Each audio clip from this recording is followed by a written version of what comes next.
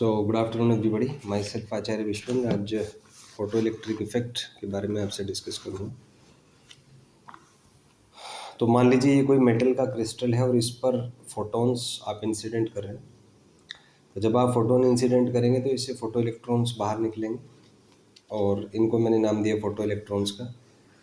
अब एक्सपेरिमेंटली ये ऑब्जर्व किया गया है कि ये जो फोटो इलेक्ट्रॉन्स बाहर निकलते हैं इन सब का एनर्जी 0 से kmax के बीच में होता है। तो ये जो काइनेटिक एनर्जी है फोटो इलेक्ट्रॉन्स का, ये डिस्ट्रीब्यूटेड होगा।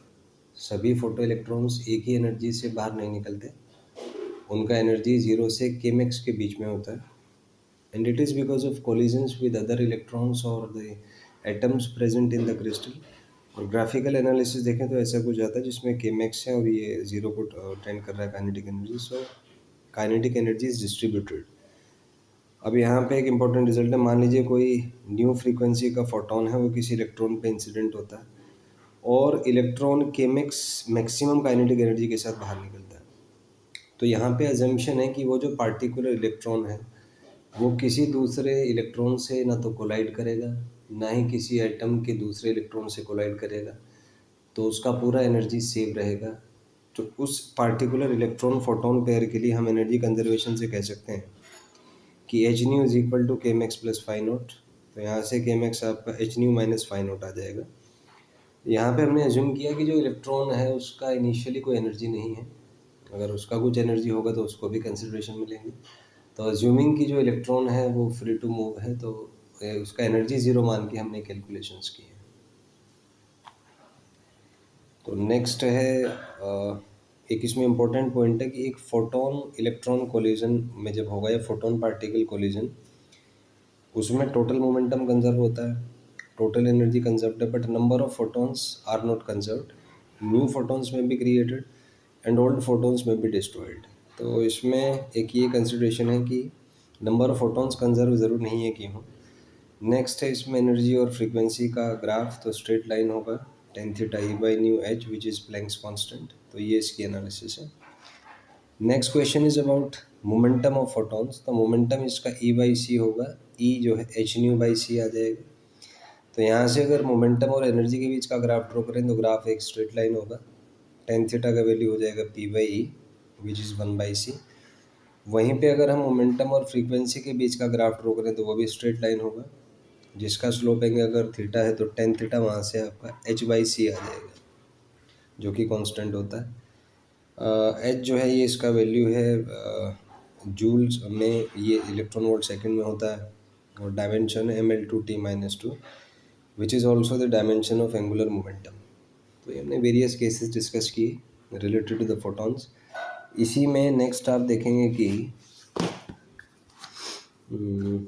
फोटोन का स्पीड, वेवलेंथ और फ्रीक्वेंसी, इनमें रिलेशन होता है c is equal to lambda into frequency. c जो है speed of light in vacuum है, जो कि कांस्टेंट है। तो अगर लेमडा c ग्राफ आप ड्रॉ करें तो c के परपेंडिकुलर ग्राफ ड्रॉ होगा। ये अगर x में है तो y में होगा, y में है तो x के पैरेलल। तो दो ग्राफ्स ऐसे बन जाएंगे। फिर फ्रीक्वेंसी c का ग्राफ ऐसे होगा, c कांस्टेंट है तो the graph will be perpendicular to c axis, जिससे पता लगे कि c कांस्टेंट है। वहीं पे अगर फ्रीक्वेंसी और लेमडा के बीच का ग्राफ ड्रॉ करें तो c क्योंकि कांस्टेंट है तो हम कह सकते हैं कि frequency proportional to 1 by lambda होगा। तो graph will be rectangular hyperbola. जबकि यहीं पे अगर 1 बाय लेमडा के साथ ग्राफ ड्रॉ करें तो स्ट्रेट लाइन आ जाएगा इक्वेशन से, जिसका स्लोप c होगा। एक रिलेशन इसमें देखा जा सकता है एनर्जी और मास में। तो जो डायनेमिक मास है वो होता है E is equal to h nu which is also equal to m c square. तो E is proportional to x m, तो ये स्ट्रेट लाइन हो जाएगा। वहीं पे अगर kmax की हम एनालिसिस करें तो ये आएगा h nu minus phi naught. Graph एक स्ट्रेट लाइन होगा और थ्रेशोल्ड फ्रीक्वेंसी जब न्यू के इक्वल होगा तो वहाँ पे kmax 0 आएगा। तो यहाँ से आप देख सकते हैं। वहीं पे अगला ग्राफ है कि अगर kmax और फ्रीक्वेंसी का दो डिफरेंट मेटल्स के लिए ग्राफ दिया हुआ है और ये एंगल्स हैं θ1, ये एंगल है θ2, इसका थ्रेशोल्ड फ्रीक्वेंसी न्यू नॉट 1, इसका थ्रेशोल्ड फ्रीक्वेंसी न्यू नॉट 2, इसका वर्क फंक्शन फाई नॉट 1, इसका वर्क फंक्शन फाई नॉट 2। तो अगर इसकी एनालिसिस हमसे पूछे तो कहा जा सकता है कि दोनों एंगल सेम होंगे, θ1 इज इक्वल टू θ2, क्योंकि ये कांस्टेंट होता है, मेटल के वर्क फंक्शन पे डिपेंड नहीं करता। ग्राफ से हम देख पा रहे हैं कि जो वर्क फंक्शन है सेकंड वाले का ज़्यादा है फर्स्ट वाले से, तो सेकंड आ जाएगा। जिसका वर्क फंक्शन ज़्यादा है उसका थ्रेशोल्ड फ्रीक्वेंसी भी ज़्यादा होगा, और जिसका थ्रेशोल्ड फ्रीक्वेंसी ज़्यादा है उसका थ्रेशोल्ड वेवलेंथ कम होगा, क्योंकि इन्वर्स रेशियो में रिलेटेड है। तो इन दोनों ग्राफ से रिलेटेड ये एनालिसिस हम दे सकते हैं।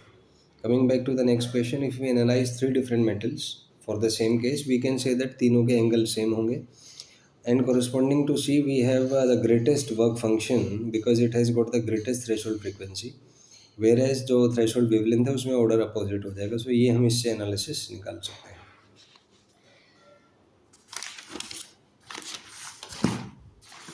इसके बाद नेक्स्ट एक क्वेश्चन है, केमेक्स और फ्रीक्वेंसी का ग्राफ दिया हुआ है एक पार्टिकुलर मेटल के लिए। यहाँ पे इसका न्यूमेरिक जो यूनिट है वो 10⁻15 हर्ट्ज है, न्यूमेरिकल वैल्यू 4 है। पहला क्वेश्चन आपसे पूछा है कि इसका थ्रेशोल्ड फ्रीक्वेंसी क्या होगा, तो थ्रेशोल्ड फ्रीक्वेंसी 4 × 10⁻40 15 हर्ट्ज हो जाएगा। नेक्स्ट पूछा है थ्रेशोल्ड वेवलेंथ, तो c lambda naught into nu naught होता है, तो लैम्डा नोट यहाँ से सी बाई न्यू नोट आ जाएगा। इसको सॉल्व करेंगे, ये 750 एंगस्ट्रॉम आ जाएगा। थर्ड क्वेश्चन सी पूछा है, सी कांस्टेंट होता है 3 × 10⁸ मीटर पर सेकेंड।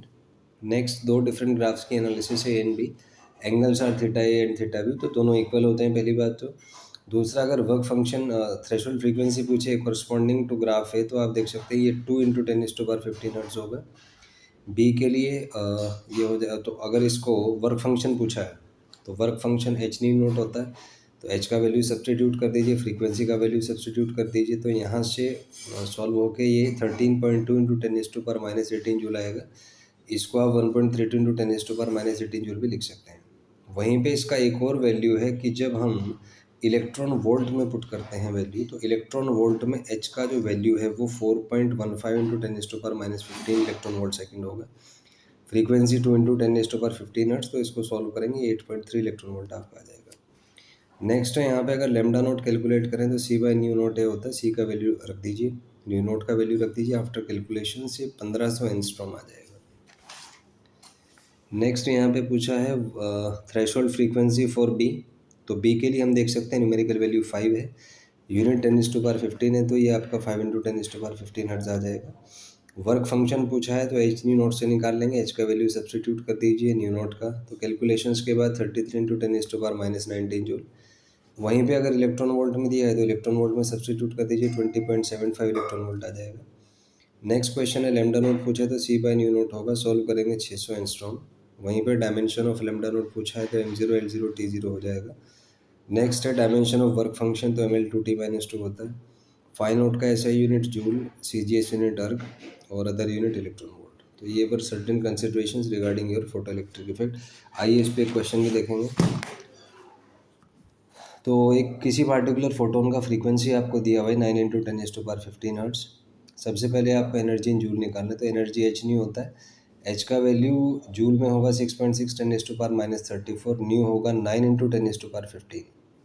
सॉल्व करेंगे ये 59.4 × 10⁻19 जूल आ जाएगा। नेक्स्ट क्वेश्चन है इलेक्ट्रॉन वोल्ट, तो इसमें ईवी वाला वैल्यू रख देंगे जो कि होता है 4.14 × 10⁻15 इलेक्ट्रॉन वोल्ट सेकेंड। इसको सॉल्व करेंगे 37.26 इलेक्ट्रॉन वोल्ट आ जाएगा। नेक्स्ट इसका वेवलेंथ पूछा है, तो वेवलेंथ होगा सी बाई फ्रीक्वेंसी, सी का value 3 × 10⁸, frequency 9 × 10⁻15, after solution we get 3333 angstrom approximately. Next question is value of speed of light, तो 3 × 10⁸ होता है। अगले क्वेश्चन में मास पूछा है, तो मास E/c² होगा। ई यहाँ पे हमें जूल वाला यूज़ करना है क्योंकि ऐसा ही यूनिट एनर्जी का जूल है, तो 59.4 × 10⁻19। सी का वैल्यू 3 × 10⁸ होल स्क्वायर, सॉल्व करने के बाद 6.6 × 10⁻35 kg आ जाएगा। नेक्स्ट यहाँ पे पूछा है मोमेंटम, तो मोमेंटम हो जाएगा इसका E/c। ई जो है वो 59.4 × 10⁻19 और सी जो है आपका 3 × 10⁸ होता है। तो आप इसको सॉल्व करेंगे, ये 3 × 3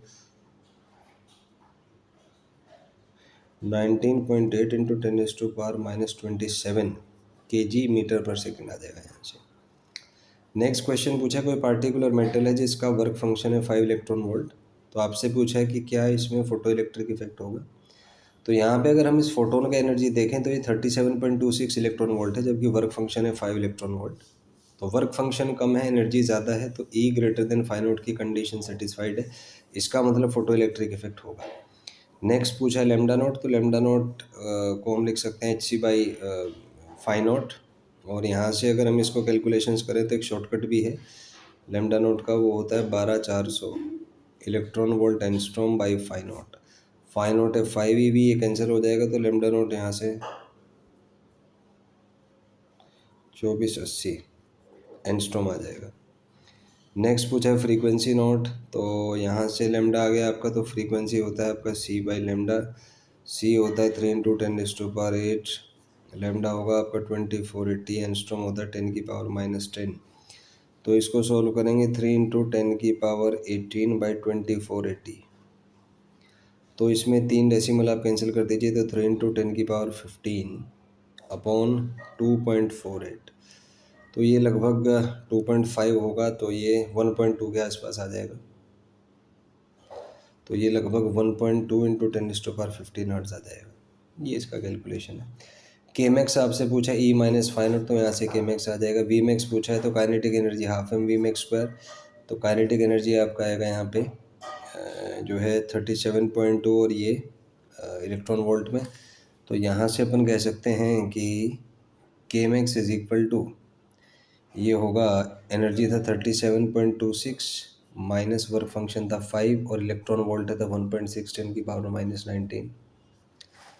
तो इसको अगर आप सॉल्व करेंगे तो यहाँ से आपका काइनेटिक एनर्जी 35.26 इंटू 1.6 10⁻⁻19 जूल आ जाएगा।